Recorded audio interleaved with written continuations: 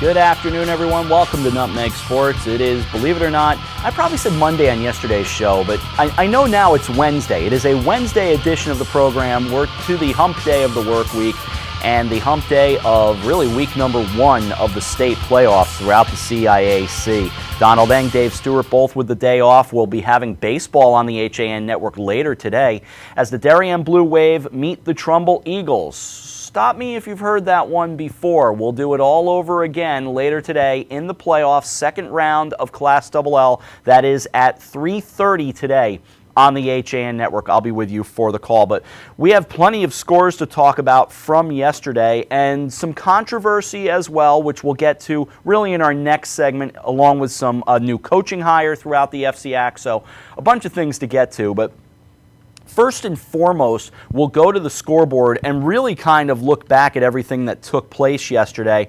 Let us start in girls tennis because, you know, it was the second round of Class L, so we should dive in right there and see what took place here throughout the state. And we'll do it from a local perspective. Of course, no disrespect to all the other games and matches going on, but we'll focus a little more on what we've got around this area. Greenwich with a 5-2 win over Fairfield Ludlow, and you got Ridgefield, grabbing a 6-1 win over Simsbury. There was a boys tennis match as well. Nick Kondos, the second seed, swept Daniel Weinreb of Daniel Hand 7-5, 6-1 in the round of 16, and so we pass that along to you. Let's switch over to baseball now. Amity picking up a 10-0 win over Stamford. Wilton winning 2-0 on top of Cheshire, so the defending, the 2015 FCAC champions, who stumbled a bit down the stretch, were able to get into the States, and they get a first-round win knocking off Cheshire. Darien picked up a 9-1 win over Wilbur Cross. We'll come back around to that one in a moment. I was at that game yesterday. Justin Jordan picked up the win for the Blue Wave. Ward over Naugatuck 11-4. How about Greenwich? At one point, the thinking was they might be the top seed in the FCAC, and they'd be a strong team going into Class LL. Instead, Bristol Central knocks them out with a 3-0 loss. It was Danbury over Manchester 12-2. Staples beat Ridgefield 11-6. Simsbury a 2-1 win over West Hill in 8 innings, so the Vikings season is over. How about Ludlow? They pick up a big win. All the way down, ranked in the 20s. They knock off a high seed in South Windsor 6-4. And Trumbull in 9 knocked off Norwalk 1-0.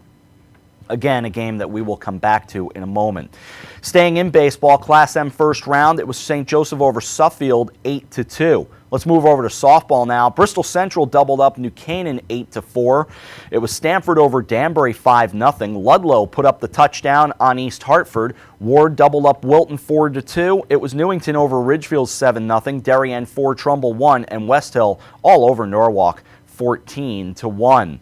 From girls lacrosse, Darien another big win over Newtown 21-4. Ward beat Stamford 9-2. Staples fell to Glastonbury 18-11. Greenwich over Norwalk 11-8. It was Ridgefield beating Trumbull 18-3. Wilton all over South Windsor 23-12. Good offensive day for the Warriors, and Cheshire beat Ludlow 15-11.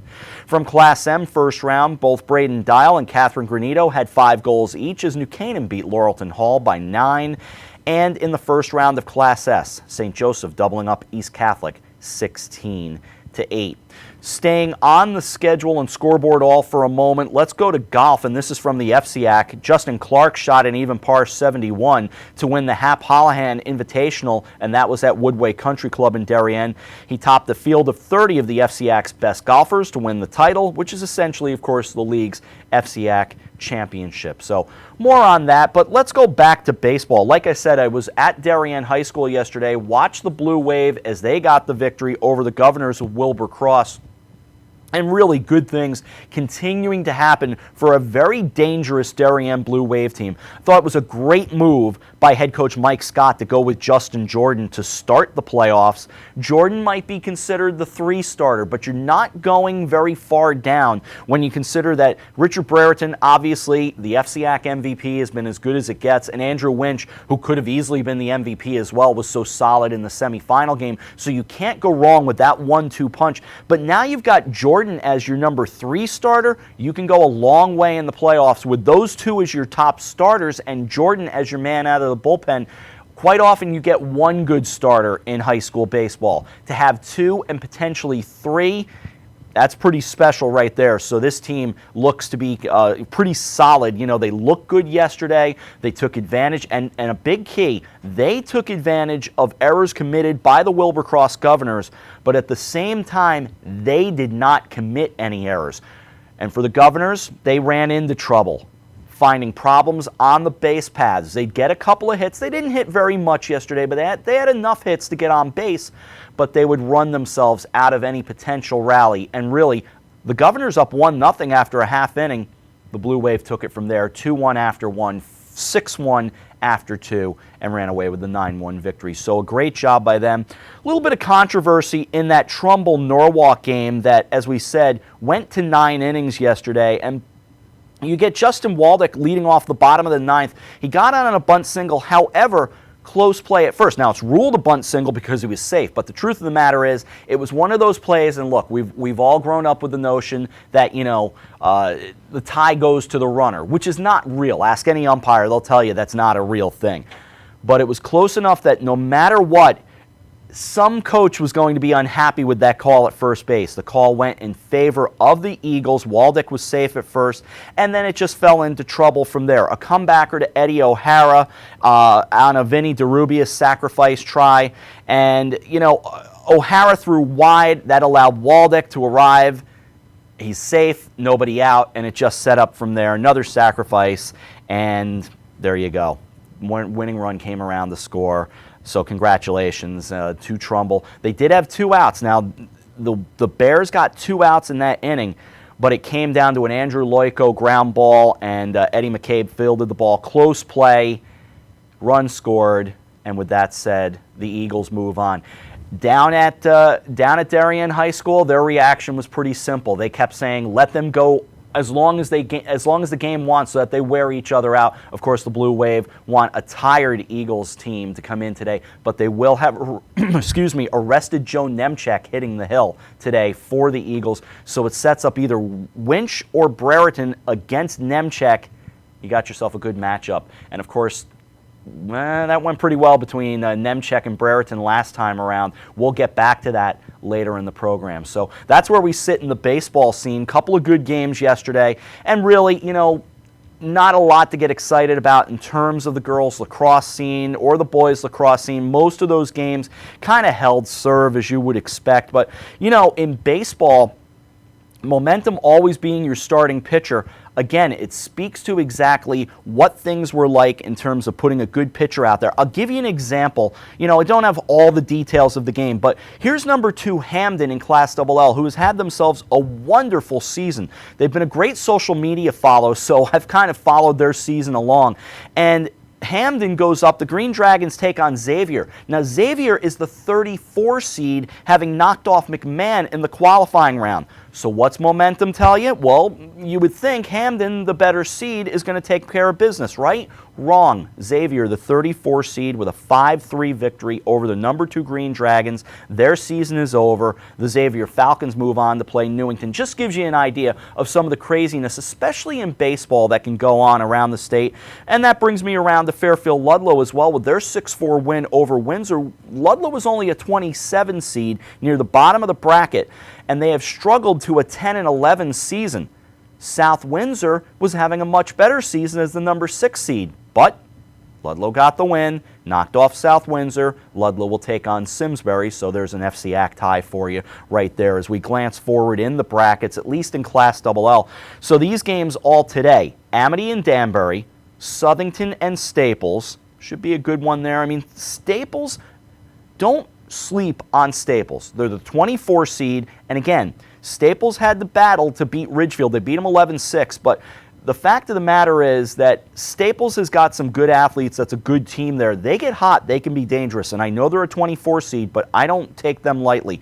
New Milford and Bristol Central just staying in Class XXL. NFA and Wilton, and again, that's the Warriors now at 12-9. They take on number 28 NFA. anything can happen. Xavier and Newington, Hall and Fairfield Ward, Darien and Trumbull, that's the game we'll have here on the HAN network, and Fairfield, Ludlow, and Simsbury round out the brackets in Class LL. So should be a good day of baseball. We'll keep an eye on as many of the games as we can from our site at Darien, so we'll keep you posted on all that and more. Why don't we grab a break here on Nutmeg Sports? We'll come back. We've got some girls tennis to talk about, some controversy and, well, sadness in that situation. We'll tell you all about it when we return on Nutmeg Sports on the HAN network.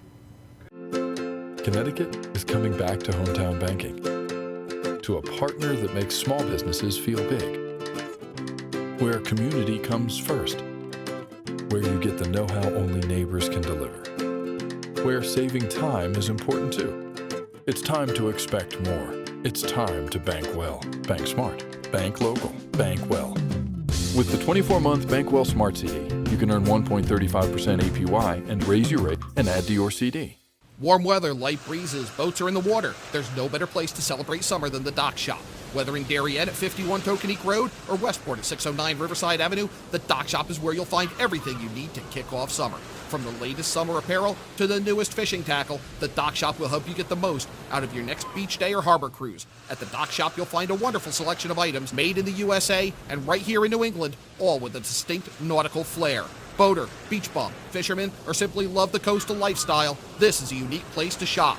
DockShop.com.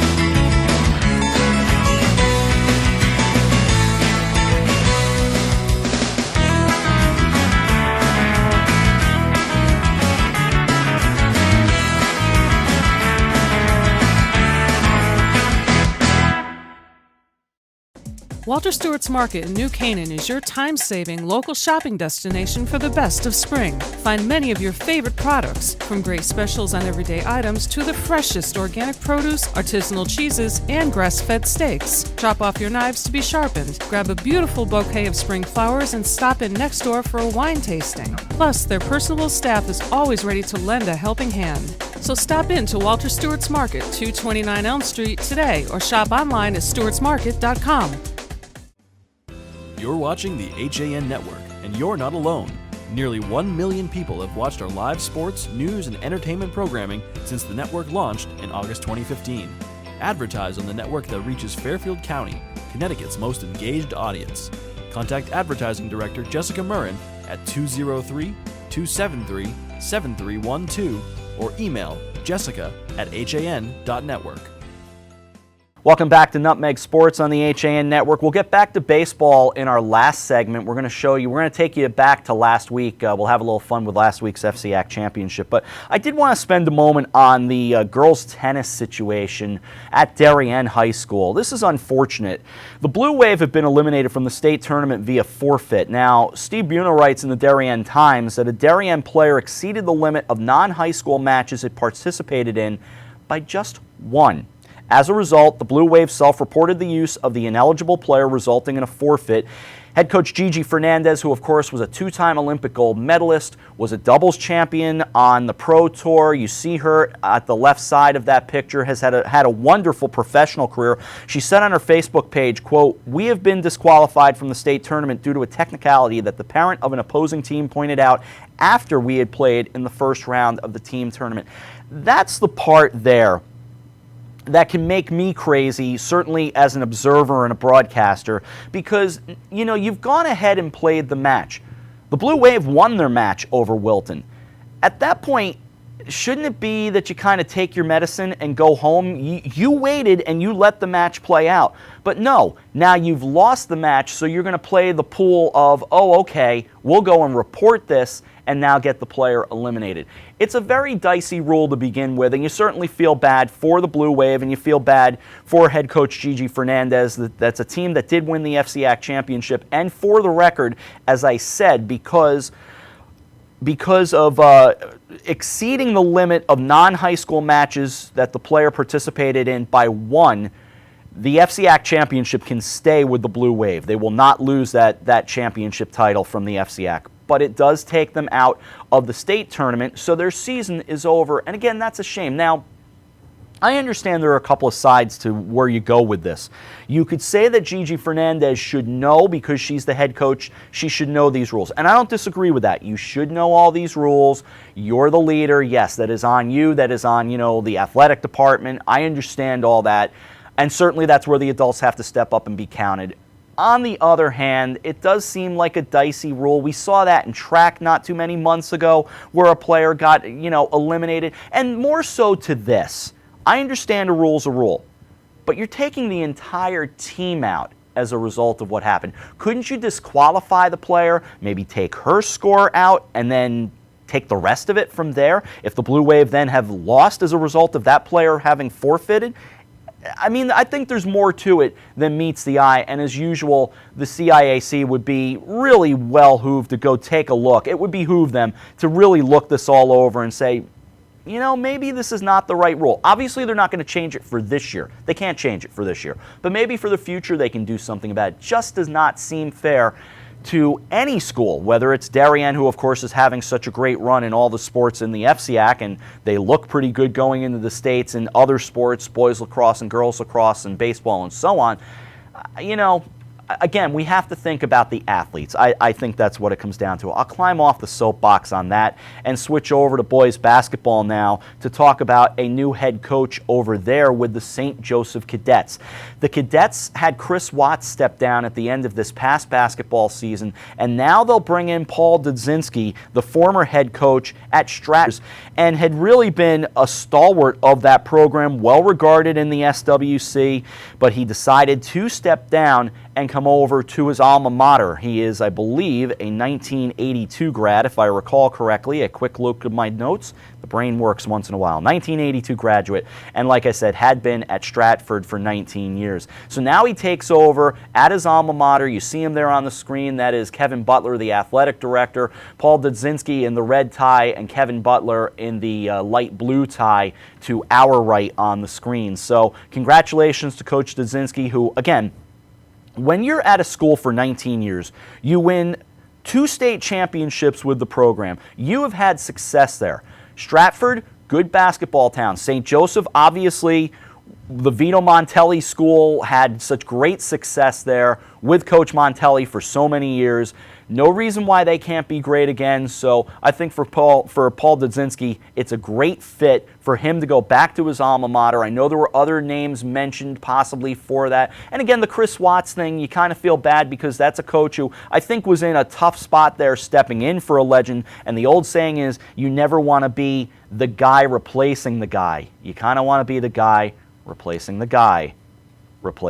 So we do wish Paul Dudzinski a lot of luck there at St. Joseph. Should be a good future for the Cadets. And Chris Watts, he's moved on as well down to Notre Dame. He'll do well also. So you'd like to believe at the end of the day everything works out just fine. We have much more to continue with still here on this edition of Nutmeg Sports. As I said, we're going to go back to the FCAC championship and go back to the bottom of the 8th inning in that championship game. Let you relive it all over again as we get ready for Trumbull and Darien later today in baseball. Remember, that was a game that in the top of the 8th inning, the Eagles had taken a 1-run lead, and then back came the Blue Wave. If you haven't seen it, you'll see how it wound up when we come back on Nutmeg Sports right after this on the HAN Network. Have a sports injury or a slip and fall that needs immediate care? Coastal Ortho Express Urgent Care gives you direct access to an orthopedic specialist fast, without an appointment. Biking, golf, tennis, soccer, whatever the sports injury is, sprain or fracture, Coastal Ortho Express can help. Coastal Ortho Express Urgent Care, open Monday through Saturday, now in 2 locations. The iPark building at 761 Main Avenue in Norwalk and 36 Old Kings Highway South in Darien. Or go to coastalorthoexpress.com, like them on Facebook. Mosquitoes, ticks, gone. Guaranteed. That's what Mosquito Squad guarantees as America's most trusted mosquito and tick control company. Locally owned and operated, over 90,000 homes have been protected by Mosquito Squad using their dual protection method for season-long protection, which includes barrier spray service for eliminating mosquitoes and adult ticks, as well as supplemental programs to increase tick control. They use only USDA organic options, which are safe and non-toxic. Contact them today at www.squadctny.com or 203-893-4309. Mosquito Squad. No bugs, no bites, no kidding. For more than 50 years, Triple S has been Fairfield County's expert service for carpet, upholstery, and drapery cleaning. We provide the best in repairs and in-depth restoration, understanding fabrics and how to properly clean and restore them. Our staff will come to your home to clean your wall-to-wall carpet to perfection. We can also pick up your fine carpets and bring them to our facilities. With locations in Norwalk, Stamford, and Stratford, Triple S will get the job done fast, big or small. At Triple S, you can count on our people as well as our cleaning. Find us at triplesclean.com or 203-847-8000. For over 25 years, Mike Cizik Painting and Wallpapering has been the name to know for residential and commercial properties in Fairfield County. He uses only the top brands, including Benjamin Moore, for impeccable preparation and lasting quality. Call Mike now and receive $500 off any job over $7,000. Mike is currently accepting reservations for spring, so call him today at 203-770-8869 or 203-972-3310. For your custom painting, finishing, and staining needs, it's Mike Cizik. I'm John Kovach. I'm a newspaper editor. I'm a high school football coach. I'm a television presenter. And I want you to love fishing as much as I do. Tune in to Yankee Fisherman, Thursdays at 1 on the HAN network. It's like going to the tackle shop without leaving your office. I'm Kate Chaplinsky. Join us for Coffee Break, weekdays at 11 to get the latest Connecticut news, weather, high school sports, and more. News doesn't get any more local than on Coffee Break on the HAN network. Welcome back to Nutmeg Sports. As I said before we went to the break, we are going to finish by going back in time with the Wayback Machine, all the way back to last week. I think we're going to survive this one, a week ago today. It was Darien and Trumbull, and again, a game that was very close throughout the first 7 innings. Going into extra innings, the Eagles grabbed a run to take a 1-run lead going to the bottom of the 8th. How did it turn out? You're going to see it right now as we go back and take a look at the final half inning of the FCAC championship game. Again, Darien chasing 1, trying to walk off with their first title since 1981, and that'll set us up for our game today in the Class AA second round later today down at Darien High School. The Eagles and the Blue Wave all over again, and that's coming up at 3:30 today. Thanks to Tanasia and EG for keeping us going on the other side. For all of them, and for Andrew as well, because he's sitting there. I'm Rob Adams. Enjoy your day. We'll see you for baseball in a couple of hours right here on the HAN Network. And the new pitcher is David Keckler. David Keckler, a right-hander, takes over for Joe Nemchek.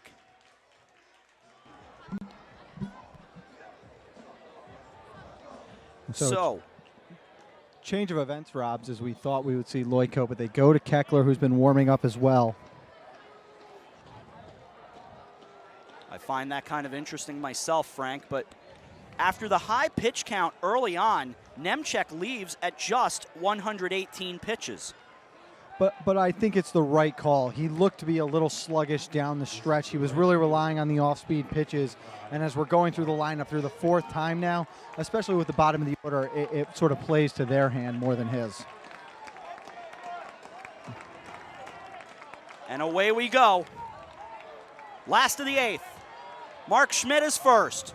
Keckler brings it home. It's upstairs 1-0. Those here from Darien trying to bring some life back on the first base side. They're all standing down the third base side. At least the fans, the student fans, are a called strike, 1-1. The Trumbull Eagles are 3 outs away from the FCAC championship, their first in 4 years, the 1-1. Line drive and right back up the middle, and the tying run will be on base. And right away, it's a real good job. You go right back up the middle, right where Keckler dealt it to you, and that's what Darien needed here, first runner on base. So now Matt Drake, who walked, struck out, and singled. I would imagine the story is simple. Pulls the bunt back, but it's a called strike, 0-1.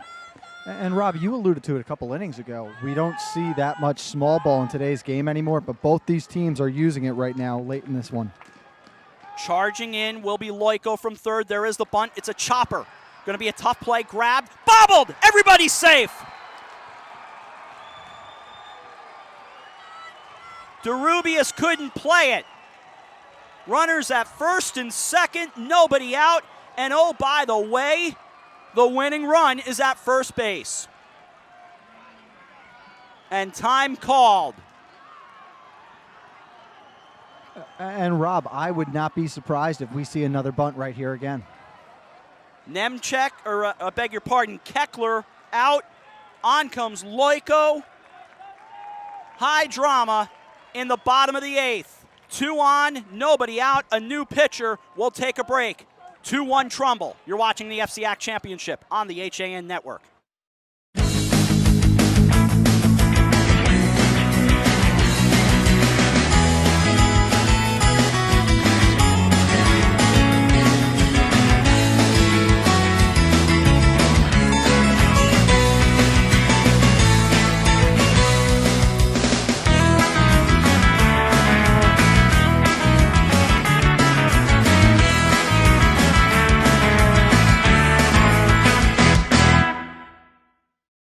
Hi, I'm Rob Adams with my good friend Donald Eng, and we're the home team for Nutmeg Sports Monday through Wednesday at 2 o'clock right here on the HAN Network. We are the place for all things Connecticut sports, so come hang out with us on Nutmeg Sports. Don? They don't call him the best color man in the game for nothing. Nutmeg Sports, 2 o'clock Monday through Wednesday right here on the HAN Network. Andrew Loiko, the new pitcher, comes on.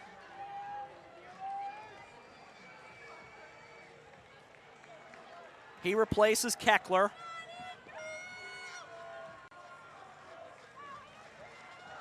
As of right now, Keckler's line is fairly unsubstantial. However, he could lose it.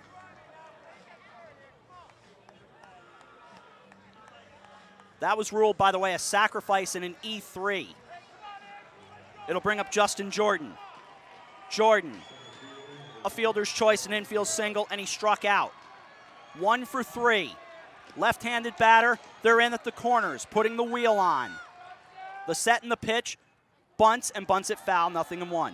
And that was what we thought we might see, Rob. Another sacrifice bunt here. Try to advance both runners into scoring position as you bring the top of the lineup up next. No balls, 1 strike, nobody out. A 2-1 ball game. Trumbull got a run in the top of the 8th. We're in the bottom of the 8th. Darien is trying to take the FCAC championship away. And all of a sudden, look what's woken up. The awakening of the Darien fans. The 0-1, here's the bunt, and he bunts it beautifully to the third base side of the mound. Grabbed by Loiko, throws across, got him, sacrifice. But the winning run moves 90 feet closer. And the top of the order, Jamie Schofield, due up. He's 0 for 3.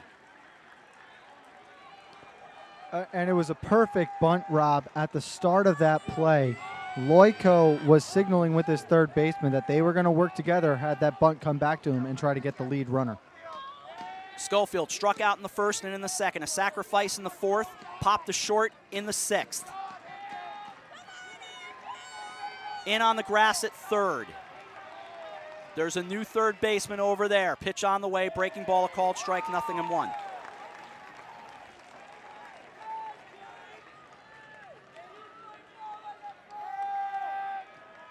No balls, 1 strike. 1 out, and the pitch.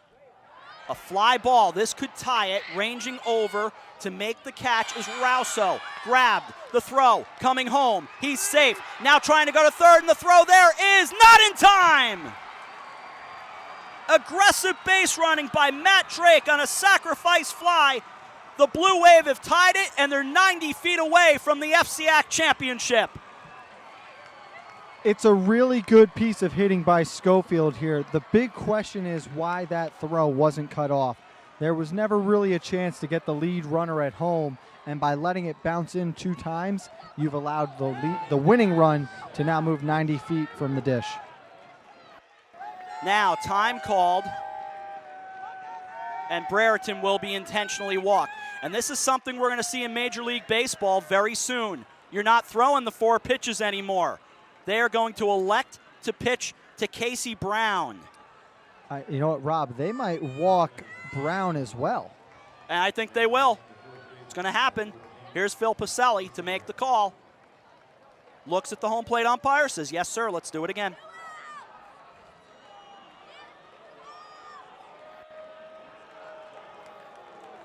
I can't disagree with the move.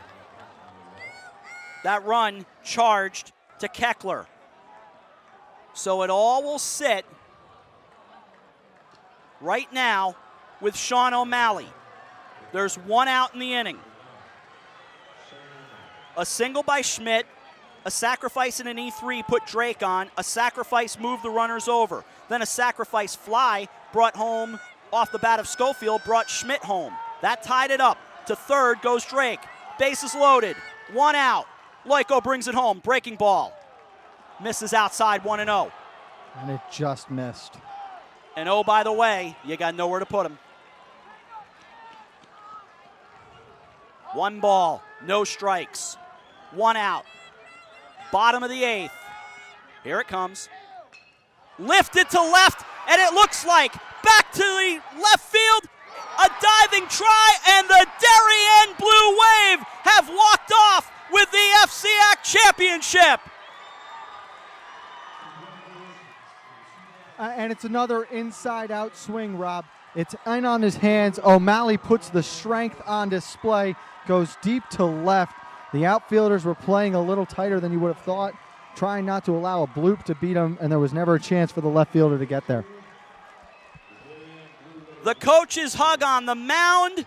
The players go out to right field to celebrate. And for the first time since 1981, the Darien Blue Wave are going to party down, and they have won the FCAC championship. A lot of smiling on High School Lane tonight. For the Blue Wave in the bottom of the eighth inning, they get 2 runs, and they have won the FCAC championship. The final score, Darien 3, Trumbull 2.